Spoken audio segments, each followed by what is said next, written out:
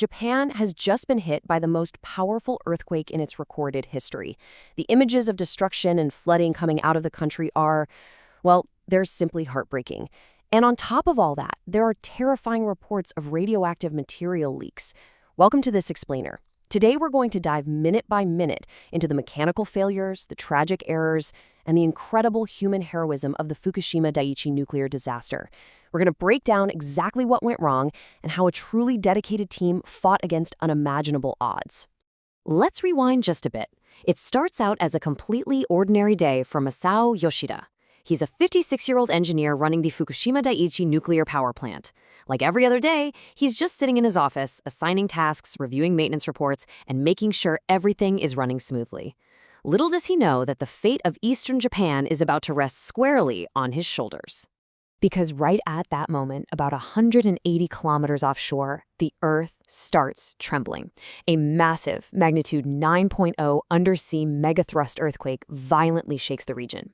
Now, the Japanese are incredibly used to earthquakes, right? But this one is entirely different. It's the most powerful quake the country has ever seen, and it triggers a chain of events that will literally change the world forever. Let's look at part 1, the anatomy of a meltdown. By the time the shaking stops, the massive quake has cut the entire plant off from the external electrical grid. Masao Yoshida immediately evacuates his staff to the designated emergency response center, which is a bunker equipped with special seismic filters. Meanwhile, the plant's automated survival mechanisms do exactly what they're supposed to do. Reactor units 1 through 3 automatically shut down, and units 4 through 6 were actually already offline for maintenance. But here's the catch. Even when they're shut down, those highly radioactive fuel rods continue to generate intense decay heat. They require constant, uninterrupted cooling. With the grid power gone, emergency backup diesel generators seamlessly kick in to keep the vital water pumps running.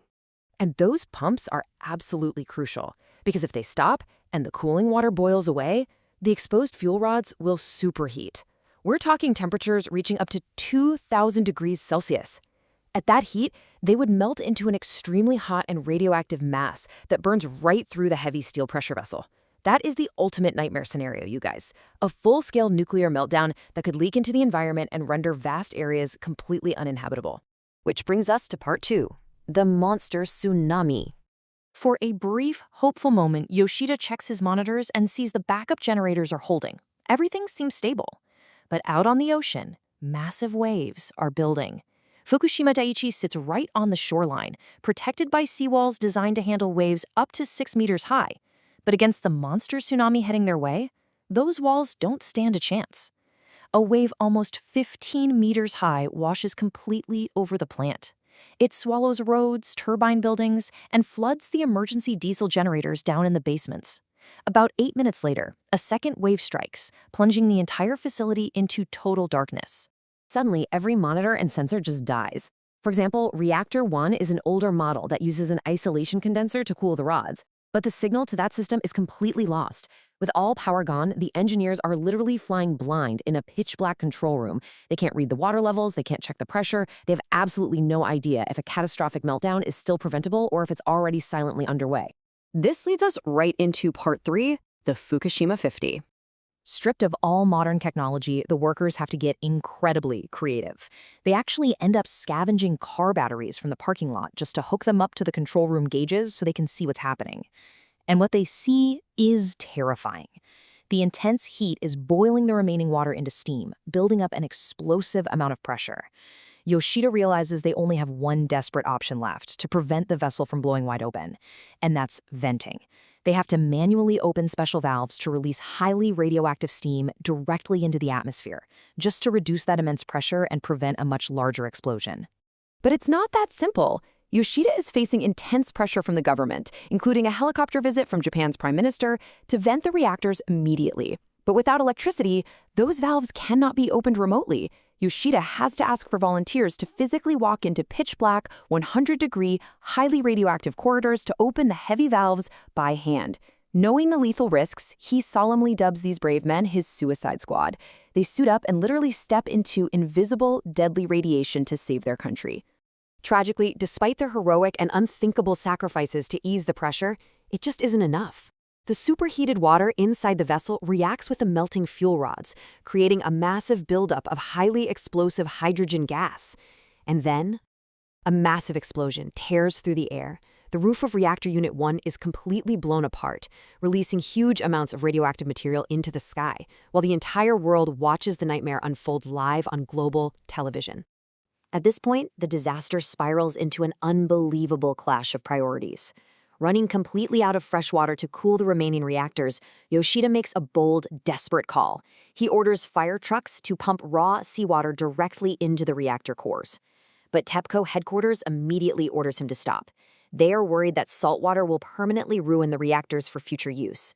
Facing an impossible choice, Yoshida explicitly defies his corporate bosses and keeps pumping the seawater, a decision that experts later agree absolutely prevented a much greater catastrophe. But guys, the nightmare is far from over. The situation escalates into an apocalyptic scene over the next few days. Reactor 3 is rocked by a hydrogen explosion. Then Reactor 2 explodes. Then Reactor 4. Radiation spikes across the entire site, with Geiger counters reading a lethal 400 millisieverts per hour. That is a dose that shreds human cells. The wind even shifts, pointing a radioactive cloud directly toward Tokyo. Convinced that this could literally be the downfall of eastern Japan, Yoshida makes the incredibly heavy call to evacuate all non-essential personnel.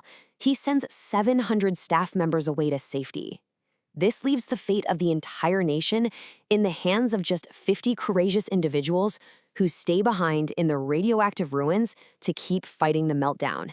These are the legendary Fukushima 50. And that brings us to part 4, fallout and human error. It takes 6 grueling days before grid power is finally restored to the plant, allowing uninterrupted cooling to resume. But Japan and the rest of the world are left to face the horrific aftermath. The sheer volume of radioactive material released is staggering. One of the primary culprits is an isotope called cesium-137. With a 30-year half-life, this contamination doesn't just wash away. Vast stretches of land around Fukushima are rendered uninhabitable for decades, and over 100,000 people are forced to abandon their homes. As the dust settled, official investigations revealed a truly heartbreaking reality. This tragedy could have been prevented. TEPCO had actually known since the 1990s that a 10-meter wave could hit the facility, but they totally ignored the warnings. On top of that, staff were never properly trained for severe total power loss emergencies. And worst of all, reports showed TEPCO had been covering up safety risks and falsifying inspection reports for years. Human error at the corporate level practically guaranteed this catastrophe. Events like the Fukushima meltdown are a stark reminder of why the world desperately needs experts who can design safer systems and respond to crises.